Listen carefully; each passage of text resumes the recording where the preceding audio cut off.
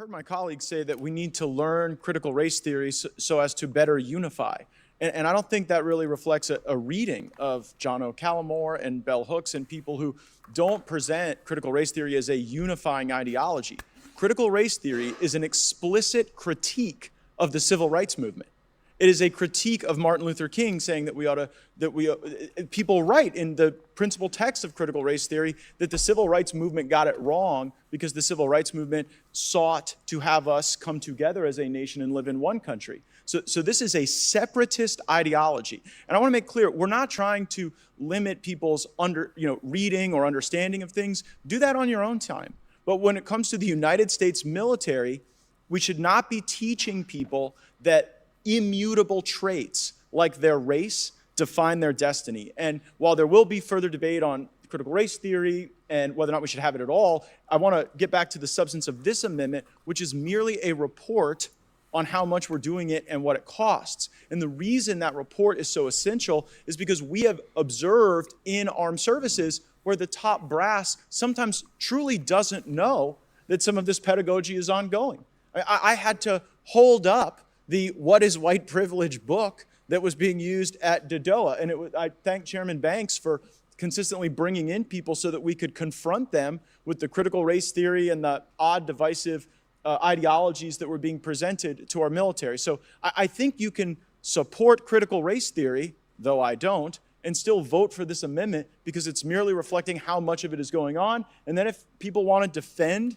that type of divisive conduct, we'll have debates and we'll have votes and hopefully we'll eradicate it. I thank the gentleman for yielding. I'll yield back. What's been interesting about this conversation is that critical race theory has been weaponized as a political tool. And we are mixing up DEI with CRT. Critical race theory simply looks at American racism and how it has shaped public policy over time. And running away from history does not help us have a stronger military. Being afraid of discussing systems does not help us have a stronger military, especially when we have the best and the brightest joining the military and we're insulting their intelligence by thinking that they can't talk about this, that they're being brainwashed. Oh, man. Why are we having this discussion in the military, period? We are talking about the military fighting, putting people in pine boxes, professionally, of course. And you want to talk about diversity? What are we diversifying? The bodies we put in pine boxes? Like, is that what we're... I'm confused. Where does diversity come into the military? Diversifying the ammo? I mean, I guess that would be good. You don't want to just use one type of ammo. You manufacturer might, run out or something, can't produce it. You need to have some different ammo and different weapons to utilize. So you need a little bit of diversity there. I would guess. But beyond that, why are we talking? Is diversity going to help you win a war? No, it's not. Having the best trained folks go into strategically planned out situations is going to help you win a war, not diversity. Because let me tell you something. When that blood is shedding, it don't matter whether you're blue, black, tall, short, fat, skinny, gay, straight, don't matter. When them bullets start to flying, they don't discriminate. They don't discriminate at all. If you get hit, you get hit. I don't care if you're black, white, blue, or purple. It's going to make you bleed. It's going to tear through my black flesh just like anybody else's flesh. Okay? So her sitting up here, well, you act like they can't talk about it. No, they shouldn't be talking about it. They should be talking about strategies, training, how to be the best trained, where the enemy is going to be, winning a war, not diversity. This stuff is just ridiculous. Absolutely ridiculous. Look, I'm going to be respectful. I was about to say something completely disrespectful right there, but. That is insulting to them and insulting to the military. As I look at this debate and how it's going to play out, Mr. Horsford was right. This is simply a ploy to get rid of DEI and to weaponize it. 40% of the people who serve in the military are people of color. 20% are African American. People who are So? in the military should feel as though they're getting a fair shot at promotion, at military justice, and that their basic needs are being met. But by trying to weaponize this topic, we are doing ourselves a big disservice. But here's the one suggestion I have for my friends across the aisle. Listen to the lived experience of people who are part of minority groups. Look at the stark difference between one side of this room and the other side of this room. When you are taking time to listen, you make better decisions. When you are taking time to learn from others, you're going to be more effective. If we want a stronger military, we cannot run from CRT, and we must embrace DEI as a central part of how we lead. I yield back.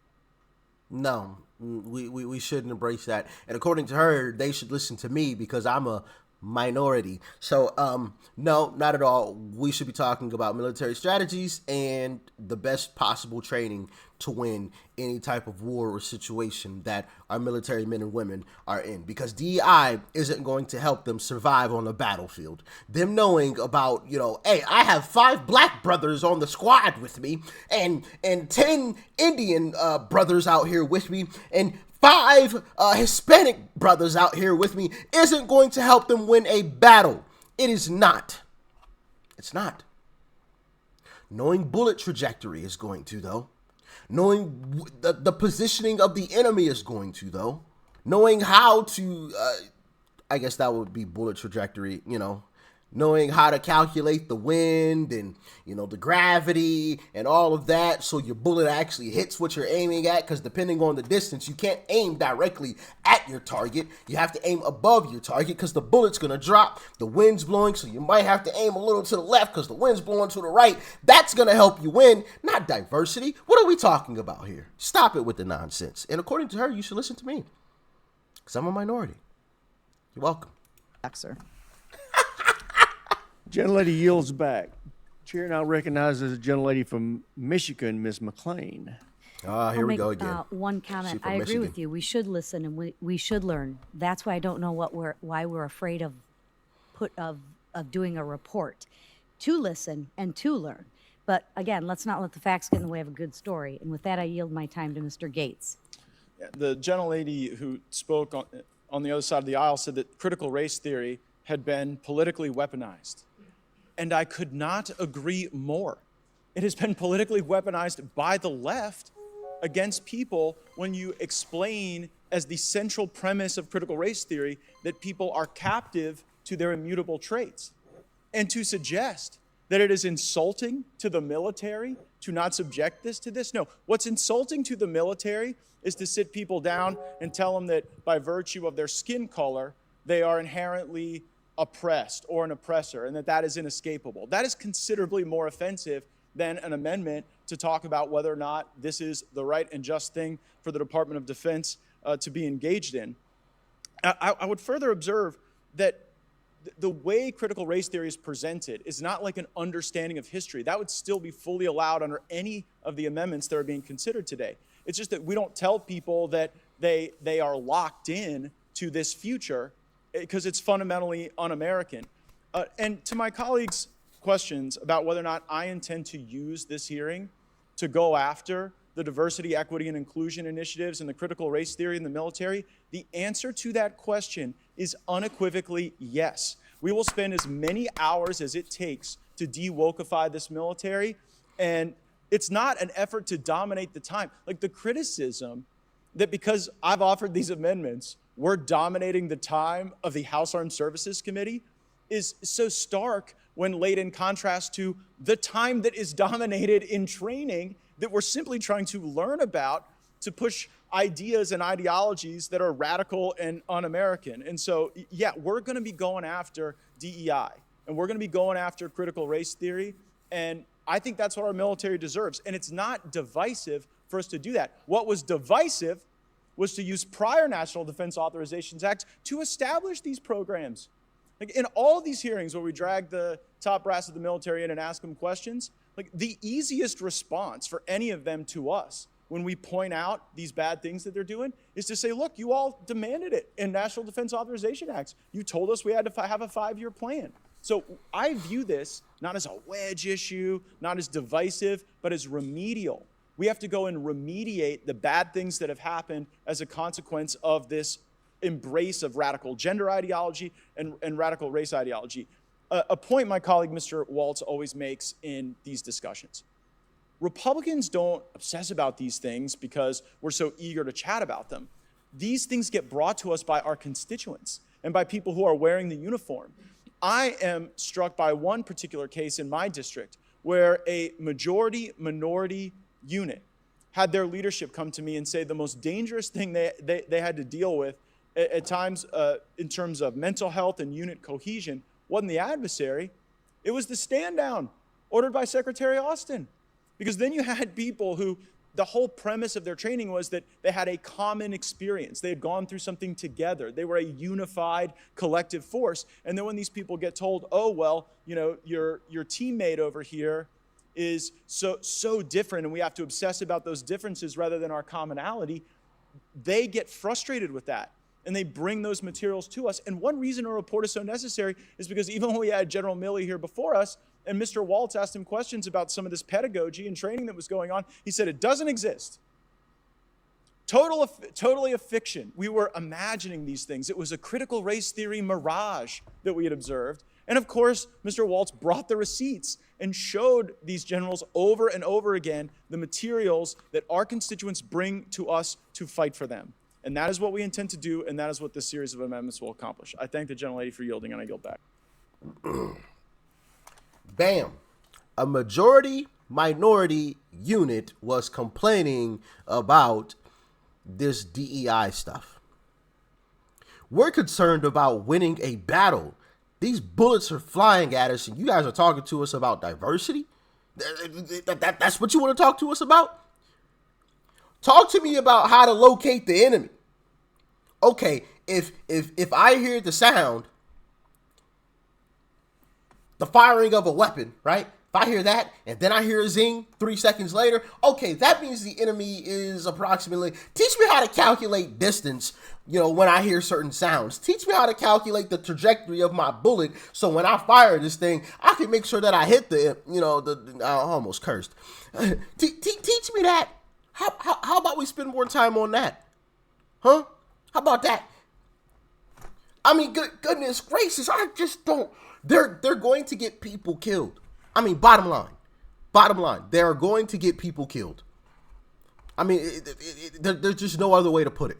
You're concerned about diversity to teach to the military, people that are going to active war zones, and you want to talk about diversity more than surviving? Teach me how to cauterize a wound when we're out there on the battlefield and we can't get any evacuation. Teach me how to, you know, save my brother's life when I'm out here on the battlefield and you guys can't come in to save us. What was that movie where like the helicopter, it's a super old movie because like I told you guys before, I don't watch movies anymore. I always fall asleep, you know. It's dark. You're typically sitting in a comfortable chair or something on a couch or in a movie theater, or you're laying in your bed. You know, I always fall asleep. So I don't watch movies anymore. It's just useless. It fails me every time. Anybody else with me on that? You know, after about the 10th time of, you know, you trying to watch, you know, whatever movie and you just fall asleep, like it's just, you know, definition of insanity is doing the same thing over and expecting a different result, right? I don't consider myself insane, so I just stopped watching movies altogether. Anyway, what's that movie where like the helicopter goes down? Is it like Black Hawk Down or something? Is that the movie? I think that's the movie where like the helicopter goes down and they're like surrounded by the enemies and, you know, they can't get any rescue to them because of the area that they're in and they have to try to fight themselves out of the situation. Teach me how to get out of a situation like that where I'm pinned down. My brother is severely hurt, can barely move, right? And my other guy's trying to tend to him while I'm fighting off enemies left, right, and center. Teach me how to get out of that situation. Don't teach me about some diversity. and how different we are. We don't care about that when we're on the battlefield and bullets are flying and leads going through flesh. Them bullets don't have a name. Them bullets don't care about your race or ethnicity. They don't care. I mean, my goodness. This stuff is just ridiculous, man. They're going to get people hurt. And maybe that's what it takes, unfortunately. Maybe that is what it takes for there to be an uptick in pine box situations involving our military. And I hate to say that, because these men and women have families, their brothers, their sisters, there's aunts, there's uncles, there's cousins, there's sons, there's daughters, right? I hate to say that, but that's the reality of the situation. I gotta call a spade a spade. I'm just saying, man. I'm just saying. Shout out to all my brothers and sisters in the military, man. I hope y'all stay safe. I mean, against this craziness. I just don't. And anybody in the military, I got a question. And you can remain anonymous, okay? Just log into your burner account or whatever. I don't know. I'm not advocating for burner accounts, but if you got one, okay, log into it and comment. What would be the punishment for pushing back against something like this? So, like, if I was in the military, right, and my sergeant or whomever is above me came to my unit and all of us, and, we're sitting and he's talking to us about, diversity, and I speak up and I say, yo, why are we learning about this? Teach me about the trajectory of a bullet. Like, teach me about that. Like, this isn't going to help us survive out there in the field. What happens to me in that situation, right? What happens to me? But then also, what if my unit all says the same thing? What happens to all of us? Is there a different punishment for me than my whole unit? Like, would they just be like, all right, yeah, you guys are right, if the whole unit says it? Or do we all just get punished regardless? Let me know. I'm honestly curious. I'm honestly genuinely curious. And thank you for watching until this point. It's really going to help out with the YouTube algorithm. Greatly appreciate you. Shout out to Matt Gaetz as well. Shout out to Matt Gaetz and the Freedom Caucus. They're doing some wonderful things out here in these streets for us. So shout out to Matt Gaetz and the Freedom Caucus. But anyway, y'all stay safe out there. Peace and love. I'm out.